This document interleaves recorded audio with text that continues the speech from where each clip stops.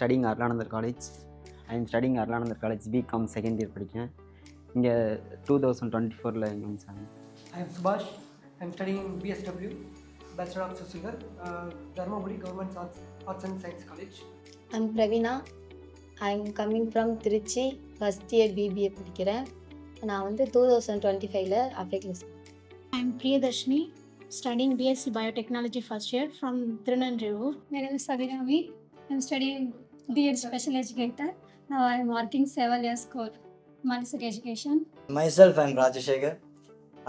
I completed my MSW. I graduated my MSW in 2025.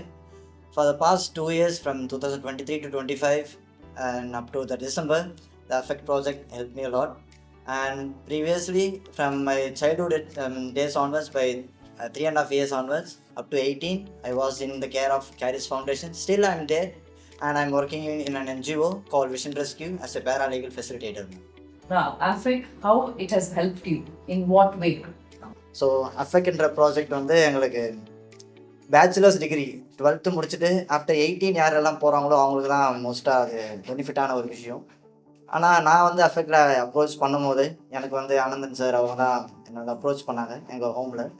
So என் கூட இன்னொரு பையனும் தான் சேர்ந்தோம். அப்போ வந்து நான் 18 கம்ப்ளீட் ஆகிட்டேன். நான் என்னுடைய இன்ஜினியரிங் முடித்த ஒரு டைம். ஏன்னா எனக்கு வந்து மாஸ்டர்ஸ் படிக்கணும்னு ஒரு ஆசை. ஃபேமிலி பேக்ரவுண்ட் எதுவுமே கிடையாது, சில்ட்ரன்ஸ் ஹோம்லேயே தான் வளர்ந்தேன். ஆனால் மாஸ்டர்ஸ் பண்ணணும், ஆனால் ஃபினான்ஷியல் சப்போர்ட் அந்த அளவுக்கு எதுவுமே இல்லை. அப்படி இருக்கும்போது தான் ஒரு கரெக்ட் டைமாக என்னென்னு தெரியல. அப்போ அஃபெக்ட்ன்ற ஒரு ப்ராஜெக்ட் வந்து எங்களுக்கு ஹெல்ப் பண்ண வந்தாங்க. ஸோ மாஸ்டர்ஸ்க்கு யூஸ்வலாக அவங்க எதுவும் ப்ரொசீட் பண்ண மாட்டாங்கன்னு தெரியும். பட் இருந்தாலும் அவங்களுடைய ஒரு மனசு எனக்காக மனசு இறங்குறாங்கன்னு தான் சொல்ல முடியும். ஃபஸ்ட் நான் 10th முடித்த உடனே ஹாஸ்டலில் விட்டு வீட்டுக்கு போயிட்டேன். வீட்டுக்கு போகும்போது அவ்வளோதான், இதுக்கப்புறம் படிப்பு வேண்டாம் அப்படின்னு சொல்லி ட்ராப் அவுட் பண்ணிட்டாங்க. இல்லை ரொம்ப அடம் பிடிச்சி மறுபடியும் ஸ்கூலில் சேர்ந்து வீட்டில் இருக்கிறவங்களாம் எல்லாருமே சப்போர்ட் பண்ணி நான் 12th கம்ப்ளீட் பண்ணிட்டு முடிச்சுட்டு நல்லா பாஸ் வாங்கிட்டேன். பட் காலேஜ் வேண்டாம், இதுக்கப்புறம் மேரேஜ் பண்ணி வச்சிடலாம் இது அப்படி இப்படி சொல்லிட்டாங்க. இந்த ஃபேமிலி பேக்ரவுண்ட் வந்து அந்தளவுக்கு சப்போர்ட் கிடையாது அந்த டைமில். பட் எனக்கு படிக்கணும்னு ஆசை இருந்தது. நான் நினச்சது வந்து பியூட்டிஷியன் கோர்ஸ் பண்ணணும் அப்படின்ட்டு.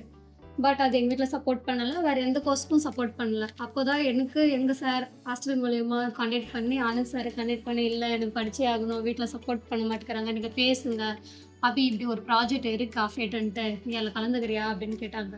எனக்கு ஓகே, பட் நான் எப்படி வர்றதுன்னு கேட்டேன்னா வீட்டுக்கு தெரியாமல் ஒரு நாள் எங்கள் சார் கூட வந்து அப்புறம் ஆனந்த் சார் காஞ்சனா வாங்க இவங்களெல்லாம் மீட் பண்ணும்போது ஓகே நான் இதில் சேர்த்து விடுறேன், இதில் படி அப்படின்னு சொல்லிட்டு எனக்கு அவங்க மூலியமாக காலேஜ் போய் அட்மிஷன்லாம் வாங்கி கொடுத்து ஃபீஸும் கட்டிட்டாங்க. அதுக்கப்புறம் தான் வீட்டில் ஆனந்த் சார் வந்து இல்லை நீங்கள் பண்ணி தான் அவனை படிக்க வைங்க, நல்ல பொண்ணு, அப்படி இப்படி படிப்பா, ஃபெயில் ஆக மாட்டா அப்படின்னு சொல்லிட்டு சப்போர்ட் பண்ணுவேன். இல்லை நான் படிச்சிருக்கேன், நான் ஃபாலோ பண்ணணும், நான் போகிறேன், எனக்கு 1 year ஆச்சு சான்ஸ் கொடுங்க அப்படின்னு சொல்லிட்டு தான் மறுபடியும் ஆனந்த் சார்கிட்ட பேசி சரி அஃபெக்டில் நீ இன்னும் 2 வருஷம் உங்களுக்கு கைடன்ஸ் நாங்கள் தான், நீங்கள் வா யாராவது பார்த்துக்கலாம் அப்படின்னு சொல்லிட்டு மறுபடியும் இந்த ஸ்கூல்லேயே எனக்கு ஜாப் வாங்கி கொடுத்தாரு. நான் 12th முடிச்சு ஒரு 6 month வந்து நீட் எக்ஸாமுக்காக நான் ட்ரை பண்ணிட்டு இருந்தேன் மேம். எனக்கு வந்து சின்ன வயசில் வந்து டாக்டர் ஆகணும் அப்படின்னு ஒரு ஆசை. அதனால நான் அப்போ எங்கள் அம்மா இருந்தாங்க. நான் 12th பாஸ் அவுட் ஆகி நீட் எக்ஸாமுக்காக எழுதிட்டு ரிசல்ட்டுக்காக வெயிட் பண்ணேன். அப்போ எங்கள் அம்மா வந்து பாஸ் அவுட் ஆகிட்டாங்க 23ல். நான் அப்போ தான் 12th முடித்தேன். தென் அதுக்கப்புறம் எனக்கு வந்து ஹையர் ஸ்டடீஸ் பண்ணணும்னு ரொம்ப ஆசை. ஏன்னா சின்ன வயசுலேருந்தே எனக்கு ஸ்டடீஸ்னால் ரொம்ப இஷ்டம், படிக்கணும்னு ஆசை. ஆனால் இப்போ அம்மா இறந்ததுனால படிக்க முடியல. தென் ஃபேமிலியும் எனக்கு சப்போர்ட் பண்ணலை. ஸோ நான் அதுக்கப்புறம் வந்து சென்னைக்கு வந்து அண்ணா நகரில் ஆர்த்தோ பண்ணேன், ஒரு 2 years பண்ணேன். அப்போ அங்கே ஃபேமிலி இஷ்யூஸ்னால நான் வந்து ட்ராப் அவுட் பண்ணிட்டேன். சரி வேண்டாம் டிஸ்கண்டினியூ பண்ணிவிட்டு தென் நான் திருநெல்வேலி எங்களோட அம்மாவோட சிஸ்டர் வீட்டுக்கு அவங்க வீட்டுக்கு வந்து நான் ஸ்டே பண்ணேன். தென் அங்கேருந்து இங்கே ஜெயா காலேஜில் படித்தேன். அங்கேயும் கொஞ்சம் ப்ராப்ளம் ஆனதுனால நான் தனியாக வந்தேன். அதுக்கப்புறம் காலேஜ் சேர்ந்ததுக்கப்புறம் ஃபஸ்ட்டு செமஸ்டர் ஃபீஸ் மட்டும் நான் பே பண்ணிட்டேன். தென் அதுக்கப்புறம் நம்ம எப்படி பே பண்ண போகிறோம், இல்லை இதுக்கப்புறம் கண்டினியூ பண்ணணுமா அப்படின்னு எனக்குள்ளே ஒரு கொஸ்டின். ஏன்னா நமக்கு வந்து செல்ஃபாக எதுவும் தெரியாது, சர்வை பண்ணுறதுக்கு கஷ்டம் ஃபஸ்ட்டு. தென் அதுக்கப்புறம் தான் நான் எஜுகேஷனுக்கே போக முடியும். சர்வை பண்ணுறதுக்கே ஃபஸ்ட்டு கஷ்டம். சரி அதுக்கப்புறம் நம்ம பண்ணலாமா, இல்லை இதுக்கப்புறம் டிஸ்கண்டினியூ பண்ணிவிட்டு வேறு எதனா ஜாபுக்கு எதனா போயிடலாம் அப்படின்னு சொல்கிற மாதிரி எனக்குள்ளே தாட் வந்தது. அப்போ தான் காட் கிரேஸ் அது அப்போது திடீர்னு தான் வந்து தான் எனக்கு அஃபெக்ட் ப்ராஜெக்ட். அது ரொம்ப ஹெல்ப்ஃபுல்லாக இருந்தது எனக்கு. அது இல்லைன்னா நான் எப்படி சொல்கிறதுனா எஜுகேஷன்ஸ் டோட்டலாகவே நான் மறந்துருப்பேன். வேண்டாம் அது வேண்டாம் நமக்கு நம்மளால பண்ண முடியல அப்படின்றது எனக்கு நான் ரொம்ப விரும்பின ஒரு விஷயத்த எனக்கு கொடுத்ததே அஃபெக்ட் ப்ராஜெக்ட் தான்.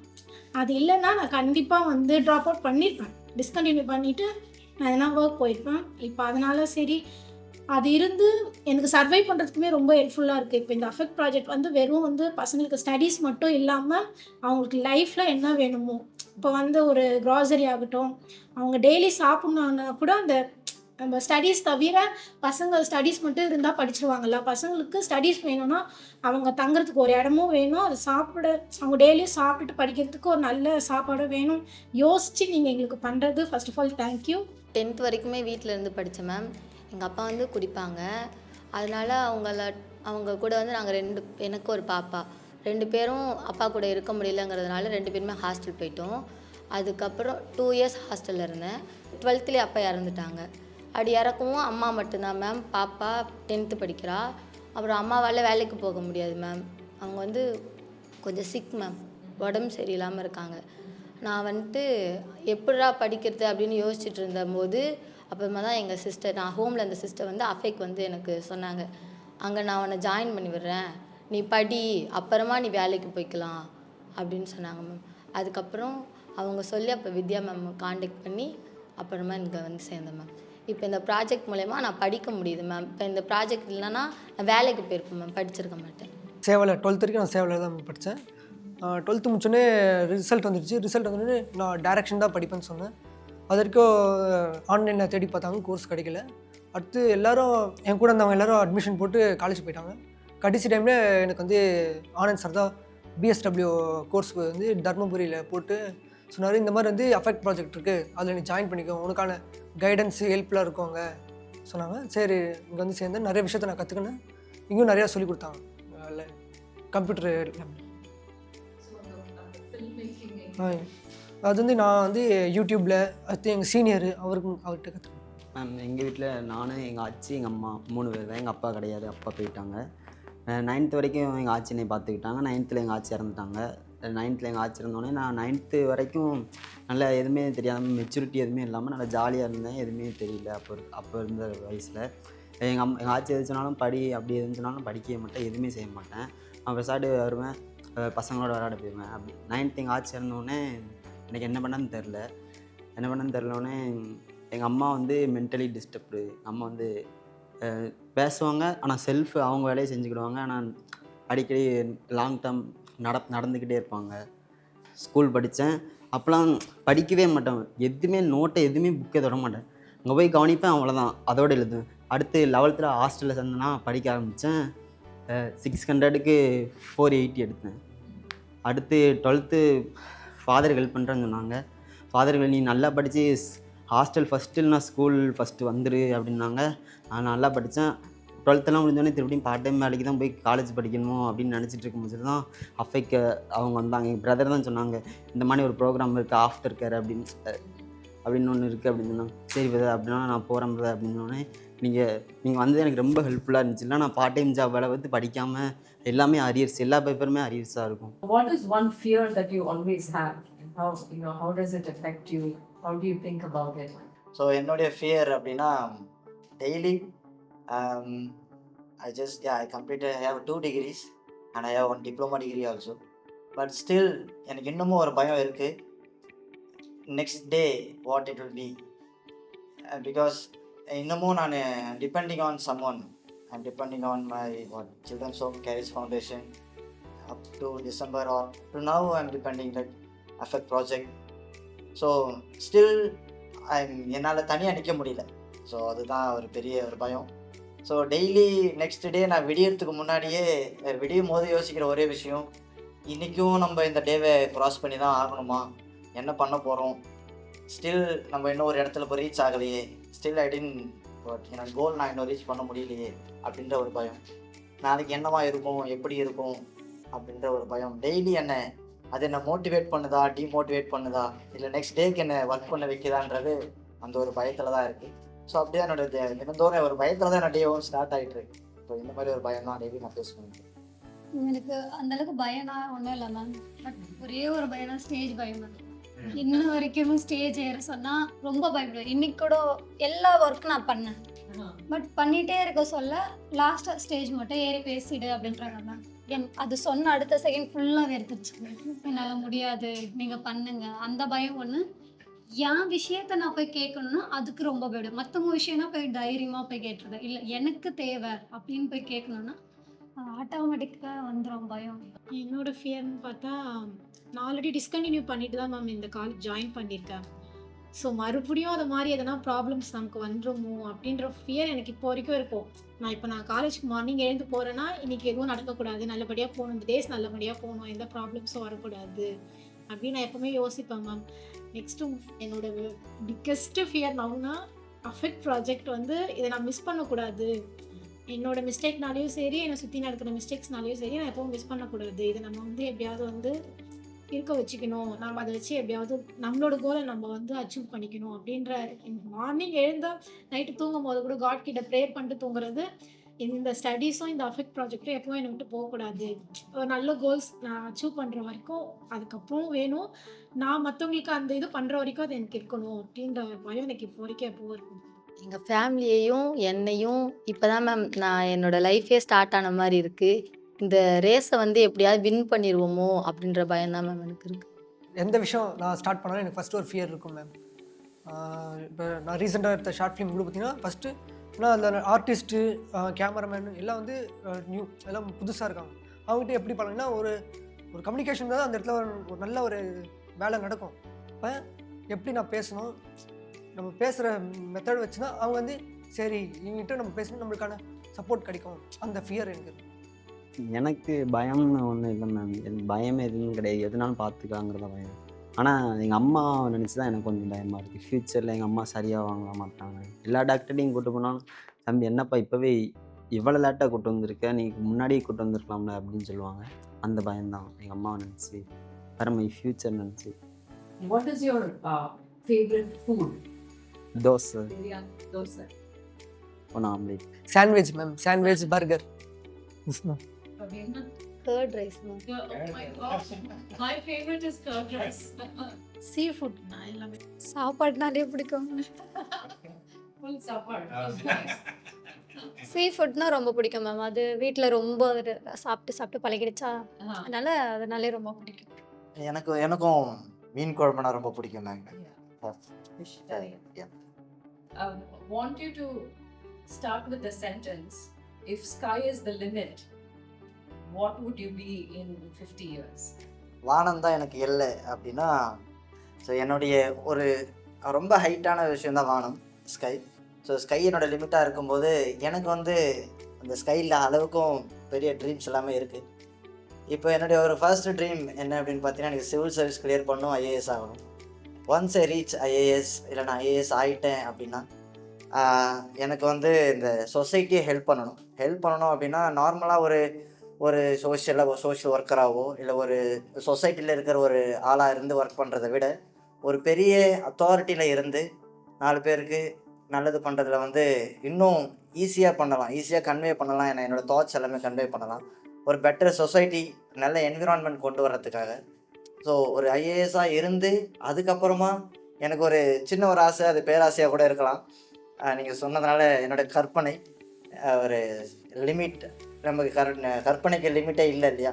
ஸோ அப்படி இருக்கிறதுனால எனக்கு நம்மளுடைய இந்தியன் பார்லிமெண்ட்டில் இருக்கிற மாதிரி யூரோப்பியன் யூனியன் பார்லிமெண்ட்டில் போயிட்டு எனக்கு என்னுடைய இடத்த பற்றி நான் எப்படி வந்தேன், எப்படி நான் இந்த சிச்சுவேஷன் இந்த பொசிஷனில் இருக்கேன் அப்படின்றத எக்ஸ்பிளைன் பண்ணுறதுக்கு ஒரு சிச்சுவேஷன், ஒரு வாய்ப்பு எனக்கு கிடைக்கணும். நான் அங்கே போயிட்டு எனக்கு நடந்த எல்லாமே அங்கே போய் அந்த உலகத்துக்கே எக்ஸ்பிளைன் பண்ணணும் அப்படின்ற ஒரு கனவு எனக்கு இருக்குது. இதுதான் இந்த ஸ்கை ஒரு லிமிட் அப்படின்னா இதை நான் வந்து என்னுடைய ஒரு பெரிய ட்ரீமாகவும் ஒரு கோலாகவும் வச்சுருக்கேன். 30 வருஷத்துக்கு அப்புறம் ஒரு சின்ன வீடு மேம், பின்னாடி கார்டன் மேம், முன்னாடி பார்லர் இருக்கணும், இந்த சைடு டியூஷன் இருக்கணும், என்னோட ஃபேமிலி எல்லாம் இருக்கணும். ஸோ அந்த டியூஷன் எப்படின்னா ஃபீஸ்லாம் வாங்கக்கூடாது, பட் டியூஷன்னா ஸ்பெஷல் பிள்ளைங்க வரணும். என்னால் முடிஞ்ச அந்த இடத்துல என்ன பண்ண முடியுமோ நான் பண்ணுவேன். If the sky is limited for us, become an IAS officer. Maybe அது நடக்காமல் போனால் நான் இப்போ படிக்கிற பிஎஸ்சி பயோடெக்கில் ரிசர்ச்சில் எனக்கு வந்து ஜாயின் பண்ணணும்னு ஆசை. அதை விட எனக்கு ஐஏஎஸ் ஆஃபீஸர் ஆகணும்னு ரொம்ப ஆசை. அதுக்கு நான் என்னோட முயற்சி நான் போட்டுட்டு தான் இருக்கேன். அது கண்டிப்பாக நான் ஆனேன்னா அந்த டிஸ்ட்ரிக்டில் எனக்கு வந்து என்னோட வேலூர் நான் பிறந்து வளர்ந்த டிஸ்ட்ரிக்டில் போய் எனக்கு ஐஏஎஸ் ஆஃபீஸராக ஆகணும்னு ரொம்ப ஆசை. அந்த டிஸ்ட்ரிக்டில் நான் போனேன்னா நான் இந்த ரோடெல்லாம் எங்கள் ஊரில் வந்து கொஞ்சம் சரியில்லாமல் இருக்கும். அந்த இதெல்லாம் நான் வந்து சார்ட் அவுட் பண்ணணும் அப்படின்னு ஆசை. நான் ஐஏஎஸ் ஆஃபீஸர் ஆனேன்னா நான் ஃபஸ்ட்டு ஒரு பர்சனை மீட் பண்ணுவேன்னா அது எங்கள் அம்மாவை தான் போய் நான் மீட் பண்ணுவேன். அது எனக்கு ரொம்ப பெரிய ஆசை. நான் கண்டிப்பாக ஐஏஎஸ் ஆஃபீஸர் ஆகுவேன். அது ஆகாமல் போனால் மேபி எனக்கு இது ஒரு ஆசை அப்படின்னு நான் செகண்ட் சான்ஸாக வைக்கிறதுனா பிஎஸ்சி பயோடெக்கில் நான் ரிசர்ச். ஏன்னா நிறைய பேர் இந்த டேப்லெட்ஸ்லாம் கிடைக்காம டெத் ஆகுறாங்க. எனக்கு அதில் ஒரு ரிசர்ச் பண்ணி எதனா ஒரு மற்றவங்களுக்கு ஹெல்ப்ஃபுல்லாக பண்ணணும் அப்படின்னு ஒரு ஆசை. எங்கள் அம்மாவையும் என் பாப்பா நான் இன்னைய வரைக்குமே ஒருத்தவங்களை டிபெண்ட் பண்ணி தான் மேம் இருக்கோம். ஒரு வீடு கட்டி எங்கள் அம்மாவையும் என் பாப்பாவையும் அந்த வீட்டில் கூப்பிட்டு போய் வச்சுருக்கணும் மேம். அதான் மேம் என்னோட பெரிய ஆசை. கதை வச்சு தான் ப்ரொடியூசர் வந்து இந்த கதை ஓகே நான் எடுக்கிறேன்னு சொல்லுவாங்க. அதே ஒரு டேரக்டர் வந்து நானே ப்ரொடியூசராக இருந்துட்டு அந்த கதை எடுத்து அது எனக்கு லாஸும் பெனிஃபிட்டும் அது எனக்கு தான் சொந்தம். ஏன்னா ஒரு ப்ரொடியூசர் அவர் பணம் போட்டு என் படத்தை என் கதைக்கு வந்து ஒரு அமௌண்ட் கொடுக்குறாங்கன்னா அது அவருக்கு லாஸ் ஆகும். அந்த கதை படம் ஓடாமல் அவருக்கு தான் லாஸு. அப்போ நானே அதை எடுத்து நானே அந்த படத்தை எடுத்துட்டேன்னா எனக்கு தான் பெனிஃபிட். லாஸ் ஆனாலும் எனக்கு தான் கஷ்டம், பெனிஃபிட்னா எனக்கு தான். அப்போ நானே ஒரு ப்ரொடக்ஷன் ஸ்டார்ட் பண்ணோம். அப்படி ஒரு ட்ரீம்.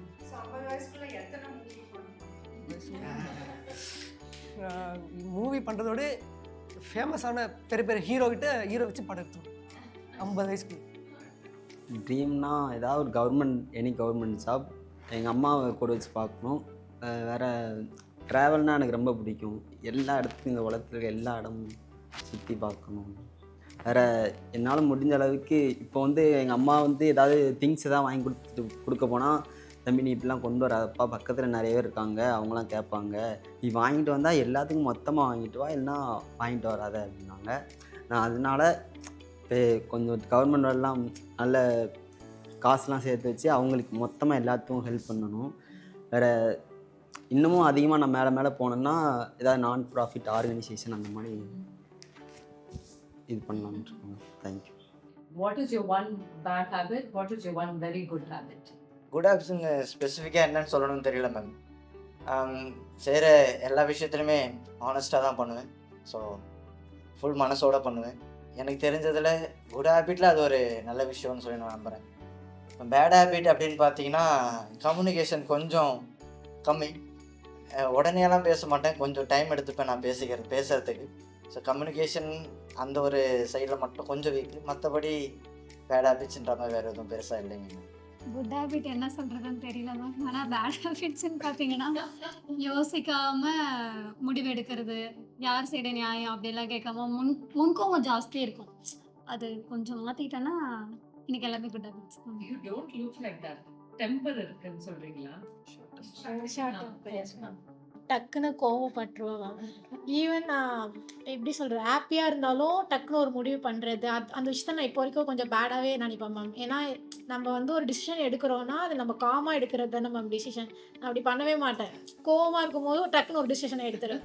ஈவன் ஹாப்பியாக இருக்கேன்னா அப்போ ஒரு டிசிஷன் எடுத்து அதை பண்ணிவிட்டு சரி அதை பண்ணாமல் இருந்திருக்கலாம், இந்த விஷயத்தை நம்ம பண்ணாமல் இருந்திருக்கலாம். அது ஹாப்பியான சுச்சுவேஷன்லேயும் நான் யோசிச்சிருப்பேன். நான் ரொம்ப கோவமாக இருக்கேன்னா அப்பயும் யோசிச்சிருப்பேன். அதை நான் விட்டுட்டு நான் கொஞ்சம் காமாக நான் டிசைட் பண்ணனாலே அது என்னோட குட் ஹேபிட்ஸ் தான் நினைக்கிறேன். நான் டக்குன்னு முகத்தில் அடித்த மாதிரி பேச மாட்டேன் மேம். இப்போ ஒரு இன்சிடெண்ட், ஆமாம் மேம், என்னோட குட் ஹேபிட். ஒரு இன்சிடெண்ட்னா அந்த இடத்துல யோசிப்பேன் மேம், அமைதியாக வந்துடுவேன். என்னோட பேட் ஹேபிட்னா நான் சாப்பிட மாட்டேன் மேம். சாப்பிட மாட்டேன் மேம். ஒரு நாளைக்கு 3 வேளை சாப்பிட்ணுன்னா நான் 2 வேளை சாப்பிடுவேன், இல்லைன்னா 1 வேளை சாப்பிடுவேன். பசிக்கலை மேம், அதனால் சாப்பிட மாட்டேன். குட் ஹேபிட்ஸ்னால் அடுத்த நான் அவ்வளோ சீக்கிரமாக நம்ப மாட்டேன். அவ்வளோ சீக்கிரமாக அவங்க நம்ப மாட்டேன். அது என் குட் ஹேபிட்ஸ். பேட் ஹேபிட்ஸ் தெரியல. பேட் ஹேபிட் வந்து எல்லாத்தையும் தள்ளி போடுறது, போஸ்ட்போன் பண்ணுறது, அது பேட் ஹேபிட்டு. அதை கொஞ்சம் மாற்றிக்கணும்னு ட்ரை பண்ணுறேன், மாற்றணும். குட் ஹேபிட்டுங்கிறது நான் நிறைய ஹெல்ப் பண்ணியிருக்கேன், ஆனால் யாருக்குமே தெரியாது. And what advice would you give when you were 10 years old? வீட்டிலே இருக்க மாட்டேன். எங்கள் ஆச்சி இறக்கிறதுக்கு முன்னாடிலாம் வீட்டிலே இருக்க மாட்டேன், எங்கேயாவது போய்கிட்டே இருப்பேன். ஏதாவது ஒரு இடத்துல போய் பசங்க கூட போய் சுற்றிட்டு எங்கேயாவது விளாண்டுக்கிட்டே இருப்பேன். வீட்டில் ஃபேமிலி கூட டைமே ஸ்பெண்ட் பண்ணவே மாட்டேன். நைட்டு 12 மணிக்கு வருவேன், காலைல 6 மணிக்கு எழுந்துச்சி அப்படி போயிடுவேன். இந்த மாதிரி அது இப்போ நினச்சா அது கொஞ்சம் ஃபீலாக இருக்குது. சரி, அதை தவிர்த்துக்கலாமோ ஒன்று. 10 வயசில் போனால் நிறைய எனக்கு ஆப்பர்ச்சுனிட்டி கிடச்சி. அந்த ஆப்பர்ச்சுனிட்டி இப்போ ப்ரெசென்ட்டில் பார்க்கும்போது அதெல்லாம் எனக்கு கிடைக்கல. அப்போ வந்து அந்த வயசில் நான் சொல்லுவேன், அன்றைக்கி நீ இந்த ஆப்பர்ச்சுனிட்டி நீ வந்து இன்ட்ரெஸ்ட் இல்லாமல் அதை விட்டு விலகி இருக்க. இன்றைக்கி நீ அந்த ஆப்பர்ச்சுனிட்டிக்காக நீ அதான் ஏங்குற, எனக்கு அது வேணும்னு ஏங்குறேன். ஏன்னா அது எனக்கு கிடைக்காது, இன்னும் அதான் போயிடுச்சு. இப்போ எங்கள் அப்பா இருக்காங்கன்னா, எங்கள் அப்பா இடத்துல இப்போ நான் அவர் இடத்துல நான் இருக்கேன் அப்படின்னு யோசிச்சிட்டேன்னா, எங்கள் அப்பா செஞ்ச தப்பை நான் செய்ய மாட்டேன். அந்தமாரி எல்லாரோட சுச்சுவேஷன்லேயும் இருந்து யோசிச்சா யாருமே தப்பு செய்ய மாட்டாங்க மேம். நான் 10 இயர்ஸில் இருக்கேன். நான் இப்போ அவங்கக்கிட்ட பேசுவேன். நான் என்ன பேசுவேன்னா, நான் சொன்னேன்ல மேம் பிஃபோராக, நான் ரொம்ப டக்குன்னு கோவப்படுவேன், டக்குன்னு டிசிஷன் எடுப்பேன். அதை பண்ணாத, நீ கொஞ்சம் பொறுமையாகவே பண்ணு. நான் சின்ன வயசுலேருந்தே அப்படிதான் மேம். அதனால் இப்போ நான் ஒரு விஷயம் நான் யோசிக்கிறேன்னா, கோவமாக இருக்கும்போது அப்போ டக்குன்னு அந்த விஷயம் பண்ணிடுவேன் மேம். அதனால் நிறைய நான் ஃபேஸும் பண்ணியிருக்கேன். இப்போ ஹாப்பினஸ்ஸாக இருக்கும்போது நான் பண்ணுறேன்னா அதுக்காக அதனோட பெனிஃபிட்ஸும் நான் இது பண்ணியிருக்கேன். ஸோ அது மாதிரி பண்ணாத, கண்டிப்பாக உனக்கானது உங்ககிட்ட வரும். நான் சொல்கிறதுனா டைம், மணி, பீப்புள்ஸ் 3 தான். ஒன்று உனக்கான டைம் தானாக தேடியெல்லாம் வராது, நீ தான் தேடி போகணும். எல்லா வாய்ப்புக்கும் நீ தேடி போனால் மட்டும்தான் உனக்கு எல்லா சக்ஸஸ் கிடைக்கும். உனக்குன்னு எல்லாமே அப்பப்போ வந்துட்டு இருக்காது. நீ நீ ஒரு ஸ்டெப் எடுத்து வை, உனக்கானதை நீ தான் போய் கேட்கணும்னு. 2வது யாரையும் நம்பாத, உன்னால் முடியும்னு நீ நம்பு. இவங்க அவங்க அப்படின்னு யாரையும் டிபெண்ட் பண்ணாத, டக்குன்னு யாரையும் நம்பிடாத. பேசுகிறவங்க எல்லாம் நல்லவங்களா ஆகிடப்பட்டாங்க, பேசுகிறவங்க எல்லாம் கெட்டவங்களா ஆகிடப்பட்டாங்க. பழகிற இதில் தான், எக்ஸ்பீரியன்ஸ் பண்ணுறதுல தான் எல்லாமே தெரியும். 3வது பார்த்தீங்கன்னா, நல்லா சாப்பிடு, உன் உடம்ப நல்லா ஹெல்த்தியாக வச்சுக்கோ. ஒரு விஷயம் அங்கே கிடைக்குது அப்படின்னா வெக்கமே இல்லாமல் போ. உனக்கு தானே அது தேவை. உனக்கு நல்லதாக இருந்தால் உனக்கு தேவை அப்படின்னா டேரெக்டாக போய்ட்டு எனக்கு இது வேணும் அப்படின்னு தைரியமாக கேளு. கண்டிப்பாக சொல்லுவேன். அப்படி தான் ஒரு பையனை ட்ரைன் பண்ணி வச்சுருக்காங்க. என்னுடைய 10 இயர்ஸில் உள்ள என்னோடய செல்ஃப்க்கு நான் ஒரு அட்வைஸ் கொடுக்கணும் அப்படின்னா, ரிஸ்க் எடுக்க பயப்படக்கூடாது. ரிஸ்க் தாராளமாக எடுக்கலாம். என்ன ஆகுதோ அந்த இடத்துல வச்சு ஃபேஸ் பண்ணணும். அதை போல்டாக ஃபேஸ் பண்ண கற்றுக்கணும். அதுவும் இல்லாமல் ஒரு கோல் ஃபிக்ஸ் பண்ணிட்டோம் அப்படின்னா, கோல்னாவே ஒரு பெரிய விஷயம்தான். அது ஏன் சின்னதாக வைக்கணும், பெருசாகவே ட்ரீம் பண்ணலாமே. Dream big. அதை அச்சீவ் பண்ணுற வரைக்கும் ஸ்லோவாக ஸ்டெடியாக அதை ரீச் பண்ணுற வரைக்கும் ரன் ஆகிட்டே இருக்கணும், ஓடிக்கிட்டே இருக்கணும். கண்டிப்பாக ஒரு நாள் நம்மளோட டே வரும், அதுக்காக வெயிட் பண்ணி ஆகணும். ஸோ இதுதான் என்னுடைய சின்ன வயசுக்கு நான் சொல்கிற advice. And all of you text message பண்ணுறீங்கல்ல, உங்கள் ஃபேவரட் எமோஜி ஃபோனில் என்ன? யூஸ்வலி இமோஜிஸ் சென்ட் பண்ணுறதுல கொஞ்சம் பயம். ரீசண்டாக எனக்கு அந்த இமோஜியில் ஹார்ட் இமோஜ் ரொம்ப பிடிக்கும். அந்த இமோஜ் எனக்கு ரொம்ப பிடிச்ச ஒரு இமோஜ். ஏன் அப்படின்னா, I like to spread love. ஏன்னா அந்த ஒரு லவ் இருந்த ஒரு காரணத்தினால தான் நான் எவ்வளோ தூரம் வந்திருக்கேன். அந்த ஒரு அன்பு காமிச்சதுனால மட்டும்தான். ஸோ எனக்கு அந்த ஒரு சிம்பிள் ரொம்ப பிடிச்ச ஒரு விஷயம். ஸோ நிறைய யூஸ் பண்ணுவேன்னு கேட்டிங்கன்னா சத்தியமாக யூஸ் பண்ண மாட்டேன். சம் ஆஃபன் ரேராக தான் யூஸ் பண்ணுவேன். ஆனால் யூஸ் பண்ணுற மெயினான விஷயம் அந்த ஒரு இமோஜி மட்டும்தான்.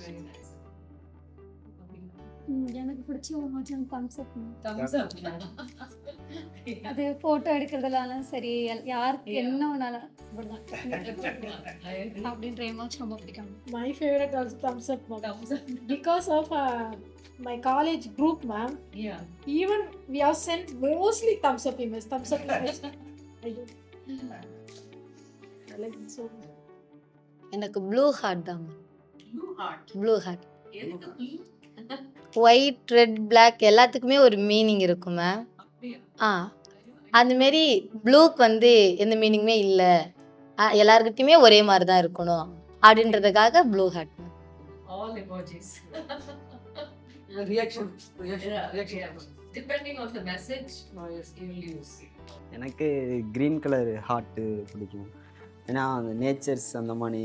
ஆனால் அந்த க்ரீன் கலர் ஹார்ட்டுக்கு வேறு மீனிங் ஜெலஸ் அதுக்கு. ஆனால் அது ஜெலஸ் அப்படி நினச்சி நான் போட மாட்டேன். ஆனால் க்ரீன் கலர் காட்டு பிடிக்கும். வேறு அந்த சிரிக்கிறது கண்ணீர் வச்சு சிரிக்கிறது ஆனந்த கண்ணீர்னு சொல்லுவாங்க, சிரிச்சு அந்த இது யூஸ் பண்ணுவோம் நிறைய use. In the US, we have our supporters in the US. They don't have an opportunity like us to come and talk to you. So, உங்களுக்கு one final message அவங்களுக்கு என்ன சொல்ல முடியும்? That you want them to know. First of all அவங்க எல்லாத்துக்கும் வேடு நன்றி, thank you. Next வந்து அவங்க இன்னும் மென்மேலும் வளர வந்து கடவுள்கிட்ட வேண்டிக்கிடுவாங்க. வேறு அவங்க நினச்ச அச்சீவ்மெண்ட்டை சாதிக்கணும்னு காடுகிட்ட ப்ரே பண்ணிக்கிறாங்க. First of all thank you ma'am. அவங்கள மீன் பண்ணணும் ஒரு ஸ்பெஷல் ஆர்ட். ஏன்னா எல்லாருக்கும் ஒரு ஹார்ட் இருக்கும். உதவி ஒன்று பண்ணணும்னா அவங்களுக்கு ஒரு மனசு இருக்கும்ல. நான் இன்றைக்கி இவனுக்கு உதவி பண்ணால் அது ஒரு ஆர்ட், ஒரு மனசு இருந்ததுன்னா அது அவங்களுக்கு வந்து நான் மீன் பண்ணால் ஸ்பெஷல் ஆர்ட்னு சொல்லுவேன். எங்களை எப்படி தேடி எங்களுக்கு உதவி செய்யணுன்ற மனசுக்கே உங்களுக்கு பெரிய தேங்க்ஸ் சொல்லணும் மேம். இந்தமாரி எங்களை மாரி நிறையா இன்னும் குழந்தைங்க இருக்காங்க மேம், அவங்களுக்கும் நிறையா ஹெல்ப் பண்ணணும்னு ப்ரேயர் பண்ணிக்கிறேன் மேம். இப்போ அவங்கக்கிட்ட நான் பேசுகிறேன்னா, நான் அவங்கக்கிட்ட வந்து கன்வே பண்ணுற ஒரு விஷயம் வந்து, நீங்கள் இதே மாதிரி இன்னும் நிறைய சில்ட்ரன்ஸ்க்கு ஹெல்ப் பண்ணணும், ஈவன் நாங்களும் அதில் கலந்துப்போம் ஃப்யூச்சரில் அப்படின்ற மாதிரி நான் அவங்களுக்கு ப்ராமிஸ் பண்ணுவேன். தென் வந்து எங்களை மாதிரி ரொம்ப கஷ்டப்படுறவங்களாம் பார்த்து அவங்க வந்து இந்த சர்வீஸ் பண்ணுறாங்களா மேம், அதுக்கும் அவங்ககிட்ட தேங்க்ஸ் சொல்லுவேன். அவங்க அதை எப்படி பண்ணுறாங்க அப்படின்ற மாதிரி அவங்கக்கிட்ட அதை நான் கம்யூனிகேட் பண்ண விரும்புவோம் மேம். இப்போ நான் வந்து அவங்கள பார்க்குறேன் அப்படின்னா, நீங்கள் இதெல்லாம் எப்படி பண்ணுறீங்க, அதுலேருந்து அவங்கக்கிட்ட நம்ம கற்றுக்கிட்டு நம்ம அதெல்லாம் பண்ண முடியுமா அப்படின்ற மாதிரி நான் அவங்ககிட்ட சொல்லுவோம். இது வரைக்கும் எங்களுக்கு கொடுத்த சப்போர்ட்டுக்கு ரொம்ப தேங்க்யூ சொல்லுவோம். அவங்க உங்களை மாதிரியே வந்து இன்னும் நாங்கள் பண்ணுவோம் அப்படி. அப்போ அவங்களுக்கு தோணும்ல மேம், நம்ம பண்ணது வந்து தப்பான இதுக்கு போகல, கரெக்டாக ஸ்டூடெண்ட்ஸ்க்கு போய் சேருது அப்படின்ற மாதிரி அவங்களுக்கு அந்த ஃபீல்ஸ் வரணுன்ற மாதிரி நாங்கள் பண்ணுவோம். அவங்கள பார்த்தோன்னே ஃபர்ஸ்ட் ஆஃப் ஆல் நான் சொல்கிற ஒரே வார்த்தை நன்றிகள் பல அப்படின்னு சொல்லிட்டு, உங்களை போல் இருக்கிற குழந்தை மனசு இங்கே எல்லாருக்கும் வரணும். ஸோ நீங்கள் இன்னும் எல்லாருக்கும் நல்லா பண்ணிகிட்டு இருக்கீங்க. அந்த குழந்தை மனசுன்றது வந்து அம்மா இது செய்யாத அப்படின்னு சொன்னாலும் குழந்தை வந்து என்ன பண்ணும், பிஸ்கெட் அங்கே கொடுக்க தான் செய்யும். ஸோ அந்த குழந்தை மனசு எல்லாருக்குமே வராது, அது போல் வரணும் எங்களுக்கும். உங்களை பார்த்து நாங்கள் நிறைய கற்றுக்குறோம். அதுக்கு ரொம்ப ரொம்ப நன்றிகள் பல சொல்லுங்க. ஒரு உதவி அப்படின்றது தன்னலமாக இல்லாமல் பொதுநலமாக செய்கிற ஒரு விஷயம். ஸோ எப்பவுமே ஒரு தானம் தர்மம்லாம் சொல்லுவாங்க. விச் மீன் எனக்கு தெரிஞ்சதில் தனக்கு மிஞ்சி தான் தானம் தர்மம்னு வந்து எல்லாருமே சொல்லுவாங்க. எனக்கு எல்லாம் நான் சாட்டிஸ்ஃபை ஆகிட்டேன், இன்னும் கொஞ்சம் எக்ஸ்ட்ரா இருக்குது, அப்போ நான் கொடுக்குறேன் அப்படின்னு சொல்கிறது தான் ஒரு சேரிட்டி. அந்த மாதிரி ஒரு சில பாயிண்ட் ஆஃப் வியூவில் நான் எனக்கு தெரிஞ்ச வரைக்கும் ஒருத்தன் கஷ்டத்தில் யார் இருக்காங்களோ அவங்களுக்கு அந்த ஒரு டைமில் யார் ஹெல்ப் பண்ணுறாங்களோ, ஒரு கிளாஸ் தண்ணி கொடுத்தாலும் சரி, ஒரு வேளை சாப்பாடு கொடுத்தாலுமே அது லைஃப் லாங் வரைக்கும் அந்த ஒரு நன்றி கடன் அப்படியே தான் இருக்கும். ஸோ இது வரைக்கும் இவங்க செஞ்ச இந்த டோனர்ஸ், நீங்கள் உங்கள் மூலமாக எங்களுக்கு கிடைச்ச இந்த ஒரு பெரிய உதவிக்கு வந்து we will be lifelong கிரேட்ஃபுல்லாக இருப்போம். ஸோ எங்களுடைய அப்கமிங் ஜென்ரேஷன்ஸில் எங்களை மாதிரி உள்ள நிறைய பசங்களுக்கு நாங்கள் ஒரு அச்சீவ் பண்ணிட்டோம் அப்படின்னா டோனர்ஸ் இன்னும் கொஞ்சம் என்கரேஜிங்காக இருப்பாங்க. ஸோ அந்த மாதிரி சப்போர்ட் பண்ணும்போது பிள்ளைங்க வந்து இன்னும் அச்சீவ் பண்ணிகிட்ருக்காங்க, அப்போ நம்ம இன்னும் நிறைய பண்ணலாம்னு சொல்லி அவங்களுக்கு தோணும்.